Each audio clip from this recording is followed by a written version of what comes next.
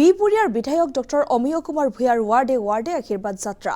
এক ভাৰত শ্ৰেষ্ঠ ভাৰত বিপুৰিয়া প্ৰথম মহিলা প্ৰথম বাণীৰে বিধায়কজনে আগবঢ়াই নিয়ে এই যাত্ৰা নাৰায়ণপুৰৰ পশ্চিম মণ্ডলৰ কেইবাটাও ওয়াৰ্ডত অনুষ্ঠিত এই যাত্ৰা লগতে মুকলি কৰে দুটাকৈ আদৰ্শ অংগনবাড়ী কেন্দ্ৰ দুটা পথৰ আধাৰশিলা ধলপুৰ খণ্ড প্ৰাথমিক লগতে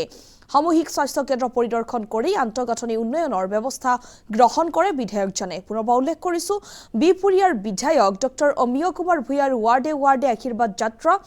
এক ভাৰত শ্ৰেষ্ঠ ভাৰত বিপুৰিয়া প্ৰথম মহিলা প্ৰথম বাণীৰে বিধায়কজনে আগবঢ়াই নিয়ে এই যাত্ৰা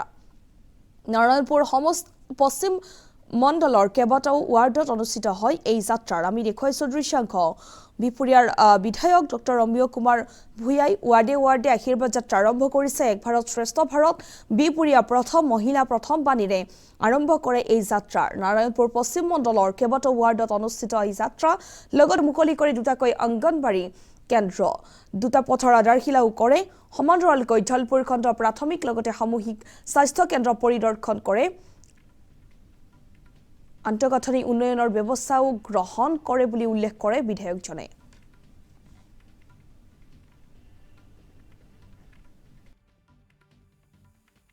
বিধায়কৰ গাঁৱে গাঁৱে বিকাশ আৰু সমন্বয় যাত্ৰাৰ আমি বতৰাই এতিয়া শিমলুগুৰিত আছোঁ শিমলুগুৰিত আজি এভাগ আমি চি ব্লকৰ ৰাস্তা নিৰ্মাণ কাৰ্য শুভাৰম্ভণিত ভাগ ল'ব পাৰিলোঁ ইয়াৰ পূৰ্বে আমি ধলপুৰত আছিলোঁ আজি ধলপুৰত আমি দুভাগ মডেল অংগনবাড়ী নতুন ভৱন আজি মুকলি কৰা অনুষ্ঠানত অংশ ল'ব পাৰিলোঁ তাৰ পৰৱৰ্তীত আমি যোৰহতীয়াত 177 নং বুথত তাত আশীৰ্বাদ যাত্ৰাত ভাগ ল'লোঁ য'ত তাত আমি অসম দৰ্শনৰ নামঘৰলৈ পুঁজি আগবঢ়াব পাৰিলোঁ আৰু ইয়াৰ পৰৱৰ্তীত এতিয়া আমি শিমলুগুৰি নিকেতনলৈ যাম নিকেতনত দুভাগমান কাম কৰি দিবলগীয়া আছে এইধৰণে বিপিআৰ বিকাশ আৰু সমন্বয় যাত্ৰা এতিয়া ত্বৰান্বিত হৈছে বিপিআৰ বিকাশ আৰু সমন্বয় যাত্ৰা ত্বৰান্বিত হৈছে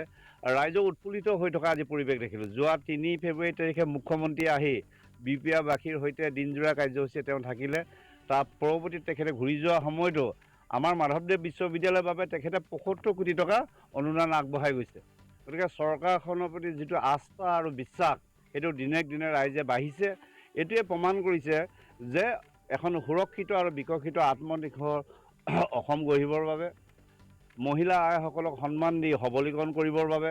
আমাৰ যুৱ সবলীকৰণৰ বাবে কৃষক সবলীকৰণৰ বাবে আমাৰ মাটি আমাৰ অধিকাৰ সুৰক্ষিত কৰিবৰ বাবে